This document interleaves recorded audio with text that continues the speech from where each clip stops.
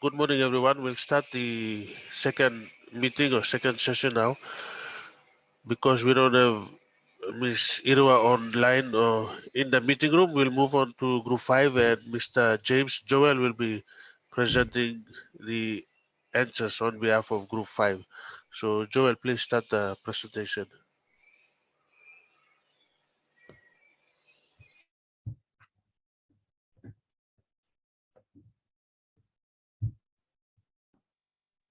All right, can you all hear me? Okay, thank you. I'll be presenting on behalf of Group 5.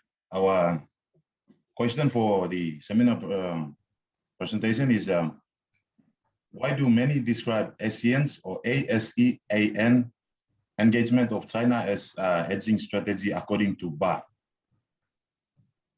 All right, according to Britannica, Alice D. Ba is an associate professor of political science and international relations at the University of Delaware. She has written and published many articles relating to the rise of China and realism. Okay, I will describe the hedging strategy, the term hedging strategy. Hedging strategy is a term used in business to describe measures designed to minimize the risk of adverse movements in the value of assets or liabilities. Hedging strategies usually involve taking an offsetting position for the related asset or liability, Free Dictionary, according to Free Dictionary, which means that ASEAN, that term, the initial ASEANS stands for the Association of Southeast Asian Nations. Okay, the hedging strategy, which means that ASEAN's engagement in China using the hedging strategy is kind of like turning a blind eye or is uncertain on how to act or react when China is involved in the dispute with the ASEAN state because of the modernization and growing power of the military of China. Okay, now how and why was the Association of Southeast Asian Nations was created? According to Ba 1997, Association of Southeast Asian Nations, or commonly known as ASEAN, comprises of Indonesia, Thailand, Singapore, Philippines, Malaysia, Brunei, Vietnam, Cambodia, Laos, and Myanmar. The intergovernmental organization was founded formally in 1967 by 5 Southeast Asian countries: Indonesia, Malaysia, Philippines, Singapore, and Thailand, on the notion for Asian states to secure their economics and security regionally and globally. That was a purpose why they have created this Association of Southeast Asian Nations. It was to secure their economic security regionally and globally. Okay, the reason why she said this is that is emphasized further on the same page, on the page 635 of Alice D. Ba. ASEAN cannot be defined by its geography because the states do not have any dominant land, which makes it difficult to identify. As for the people the people in these countries have cultures, traditions, and language and religions that are so diverse from each other that it's difficult to unite them to achieve their goal. Okay, ASEAN's, the Association of Southeast Asian Nations uncertainty, which leads to the hedging strategy. According to Ba 2017, page 3, there were a few reasons why there has been growing uncertainty which defined much of Southeast Asia affairs for the last 10 years. Firstly, the creation of changing power dynamics. Firstly, is that creation of changing powers dynamics. Secondly, growing capacity of China as a rising power in Asia.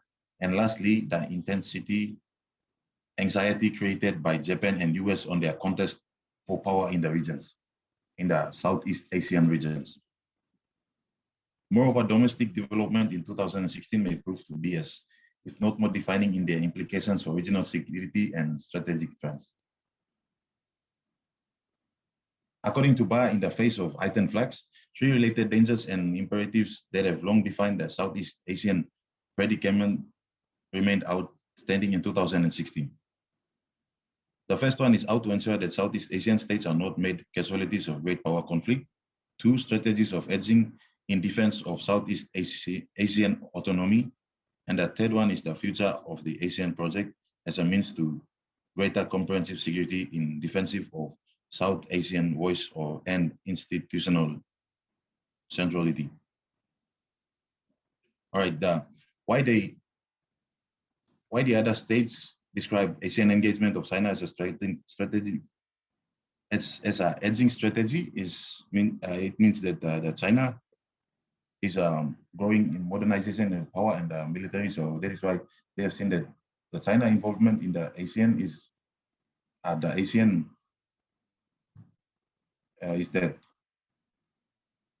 China will protect the ASEANs to achieve their goals. That is all from us. Thank you. All right, thank you, Mr. James, for answering the assigned question on behalf of your group. If you have any questions or comments for Joel, please post on our discussion forum in audio or video form so he can respond, or maybe his group members can respond accordingly. We'll move on to group six. Group six. Mr. Suki will be presenting on behalf of group 6. Nathan.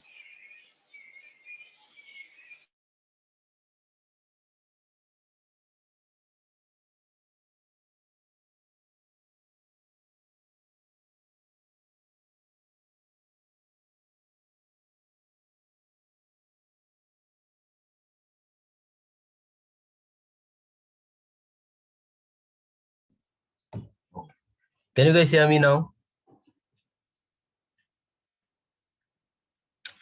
Thank you. For group 6, I'll be presenting. Our main question is, what is Gilpin's main suggestion in his work, War and Change in World Politics, according to Ellman? So Gilpin's main suggestion in his work, War and Change in World Politics, was explained aligning with the concept of rise and fall realism. Basically, rise and fall realism see the rules and practices of the international system as being determined by the wishes of the leading, which is the most powerful state. Since considerable benefit accrues to the leader, other great powers seek this pole position. Rise and fall realism explain how states face to rise and then fall from this leading position and the consequences of that trajectory for state foreign policies. In particular, the approach is concerned with the onset of great power wars, which often mark the transition from one leader to the next. The micro foundation, which explains this behavior, is rational choice. Rational choice theory is often associated with the concept of rational actors, self-interest, and the invisible hand. Many economists believe that the factors associated with rational choice theory are beneficial to the economy as a whole. That's according to Theory Dictionary. Example, in the World War I, Germany aims at politically and economically eliminate other races from its own race for European hegemony for the long run, which is a hard power practice. Whereas currently China is fully exercising its hidden self-interest in relying on the invisible hand. Invisible hand, which are the unseen forces that move the free market economy. As we see there, too smart in business.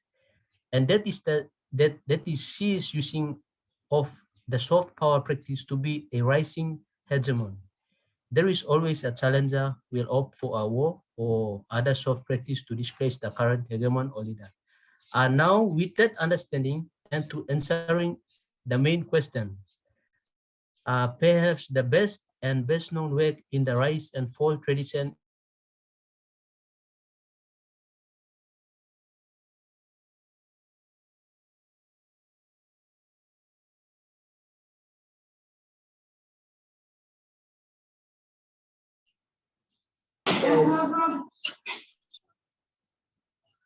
Can you guys hear me? Sorry. Gilpin suggested that the fundamental nature of international relations has not changed over the millennia. International relations continue to be a recurring struggle for wealth and power among independent actors in a state of anarchy. Domestic and international developments lead to states growing at different rates and as states rise and fall relative to one another. Conflict ensues. A state choose to engage in conflict because they calculate that the benefits of doing so exceed its cost.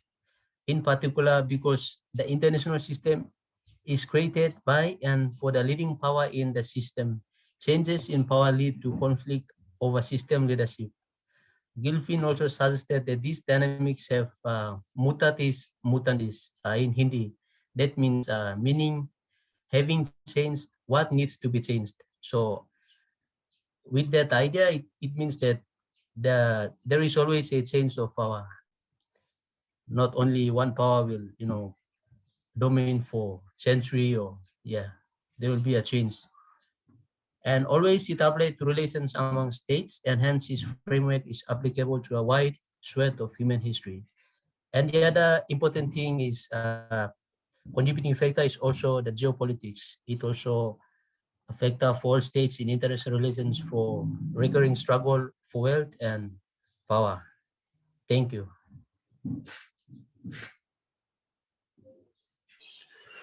Thank you, Group 6, and thank you, Nathan, for presenting on behalf of the group. Once again, if you have any questions or comments, you can post on our discussion forum for this week, either in audio or video form. We'll move on to Ms. Pitala, who will be presenting on behalf of Group 7. Ivanka.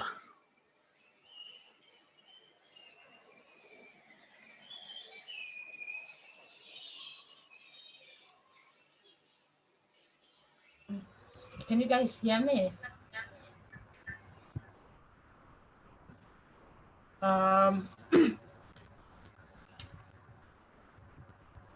Is it clear?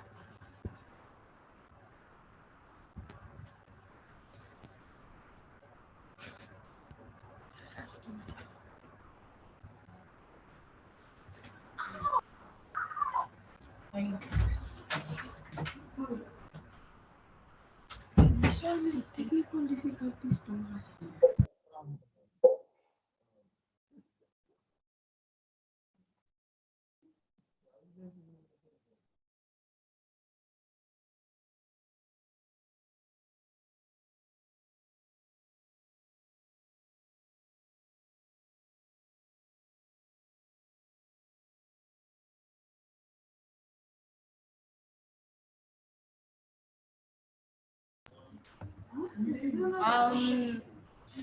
Sorry guys, it's the network here, so all the girls are using the same laptops and all that, so apologies for that.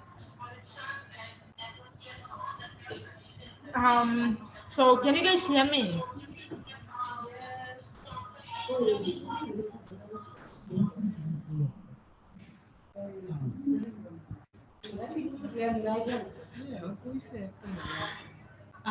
Okay. So for group 7, our question is, what is your understanding of Copeland's dynamic differentials theory, as mentioned by Elman? So before we explain our understanding on Copeland's dynamic differentials, there's 6 different strands of realist research tradition, which contrasts the approach to security studies. These 6 includes classical realism, neo-realism, rise and fall, neoclassical offensive structural, and defensive structural realism.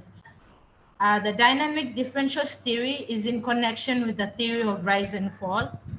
So firstly, we have to understand what the rise and fall realism talks about.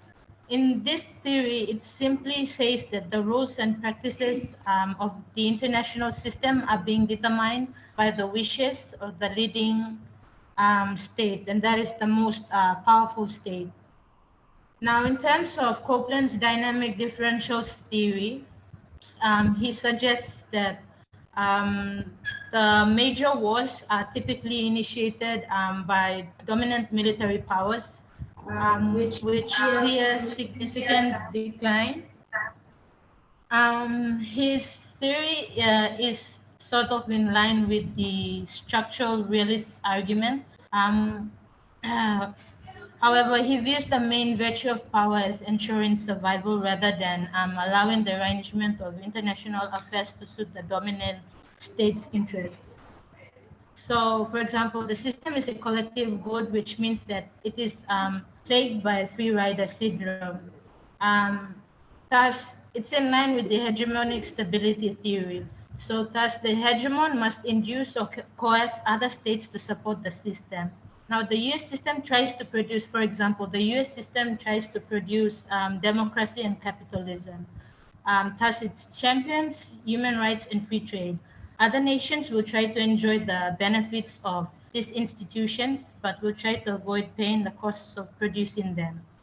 This, in return, the US must remain committed to free trade, even if its major trading partners erect barriers to trade. So the US can erect its own barriers, but then the system will collapse. So over time, there is an uneven growth of power within the system as new technologies and methods are developed. Um,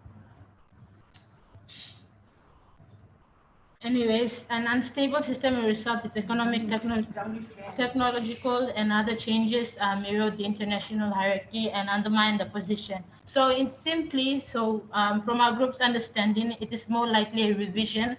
The Copland's differentials theory is a revision of the hegemonic stability theory, if you remember.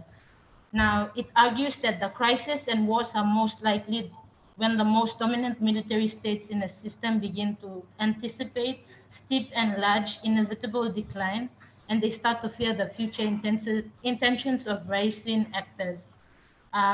In simple, it refers to a powerful country fearing its rank or status as the powerful actor in the international system being overtaken by those states beneath it. So, for example, China not wanting the US not wanting China to um, overstep it or be the top in rank. Thank you.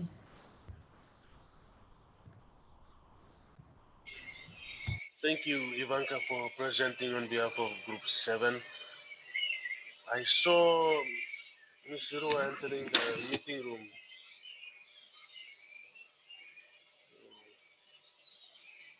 It looks like she's not part of the meeting. Group 1, anybody, Group 4.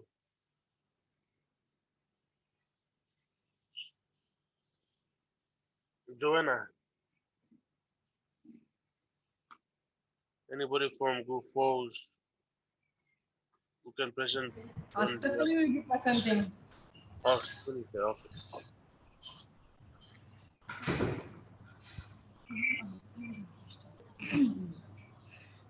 For group 4, why do East Asian states prefer China to be strong rather than weak according to Shem Wolf? Do you support this notion and why? Can you guys hear me? No. Oh, he's saying yes.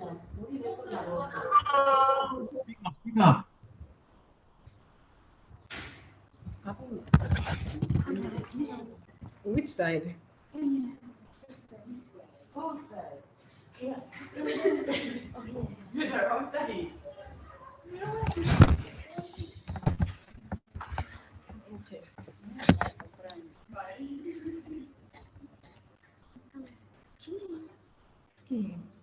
you guys hear me? Talk loud. Talk. Speak loud. Okay. Okay, answering our question. So East Asian states prefer China to be strong rather than weak because they have come to hold on to the belief that the emergence of China as a major regional power in Asia is transforming the economic, politics, and the security environment in East Asia. Although they face the critical competition from rapidly growing Chinese economy, they also stand and gain from increasing intra-regional trade and from investments into China. Now, Shampo summarized and argued that the growing economic and military power, expanding political influence, and increasing involvement in regional multilateral institutions were the key elements to changing the order in Asia to one that is less influenced by the US, with China increasingly at the center, with Asia looking at it for regional leadership. Now, East Asia sees their interests served well by the increased cooperation with China and try to engage China with Asian-backed multilateral and bilateral arrangements while encouraging other powers to become more actively involved in East Asian affairs. They rather China be strong so as to provide a hierarchic order where the US would retain its roles as predominant superpower, China with its roles as the regional great power, and India, Japan, and South Korea as would-be second-tier regional powers. The major powers would keep an eye on each other. So how has the East Asian been responding to the rise of China? Well, through engagement that is maintaining good relations, including close economic linkages with China. However, most of the East Asian nations are seeking to maintain good relationships with both Washington and Beijing, maximizing their economic gains from China and simultaneously sustaining security protection from the US just in case of the emergence of an assertive or aggressive China. So yeah, yes, we support this notion as on the international stage, it serves more like a survival kit strategy or something like that, which is currently being used in this unpredictable stage, as at the moment it serves to cater for the current situation at hand. But if ever the situation changes, of course, the East Asian nations will to adjust or improvise their strategies and policies to cater for their needs in the future. Thank you.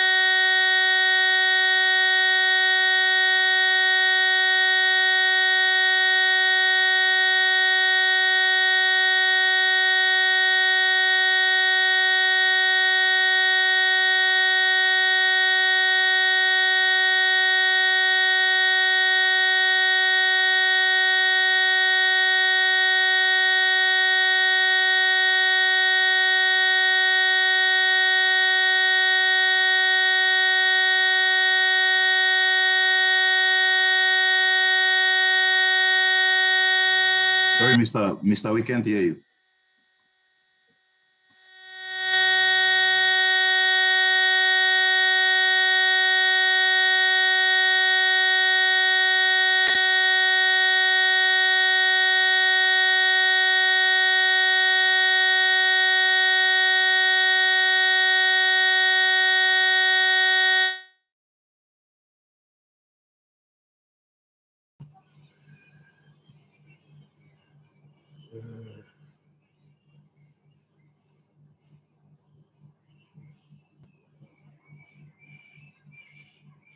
Testing 1, 2, 3. Can you hear me now? Okay. All right. We have 5 minutes remaining. So I'll go back to what I mentioned earlier. Thank you to all the presenters. If you missed out on the first part of the presentation, I'll download the video and share on our video forum. And we started at 8:45 and we'll close the participation part of the task at 11:45. So you have now till 11:45 to post your comments and your questions in audio or video format on the assigned forum. So from 8:45 to 9:45, 9:45 to 10:45, and 10:45 to 11:45. That's 3 hours for this week's presentation.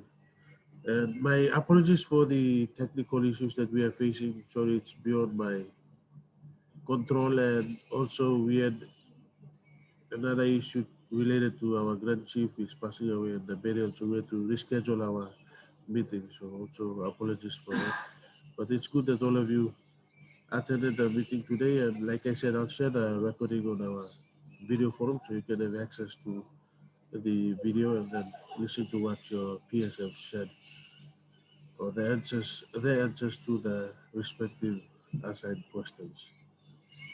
So that's all for today, and once again apologies for the inconveniences caused by the network as well as the social program we had in relation to the outcry and the mourning period and the burial. So that's all. We'll end our meeting here. Thank you all for attending. I'll share the video. You can continue the discussion up until 11:45. If you post after 11:45, then I will not mark as per our rule. So 8:45 to 11:45, that's three hours approximately in accordance with our weekly schedule. So that's all. You all have a good day, and we have a video session at 10:30 for international law. If you are free and if you want to join in, then you can come. You can watch while engaging or doing your discussion in your discussion forum. So it's not compulsory, but just an invitation if you're interested in the case about immigration, Guantanamo Bay, and Marus asylum seeker issue. All right, that's all. See you all next week. For next week, sorry, we have our video review. So there'll be no seminar session, online discussion.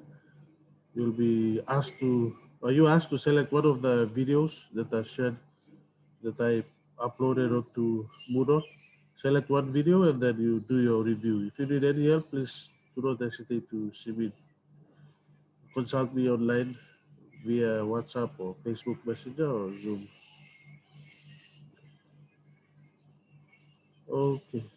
Thank you everyone and see you all on Moodle.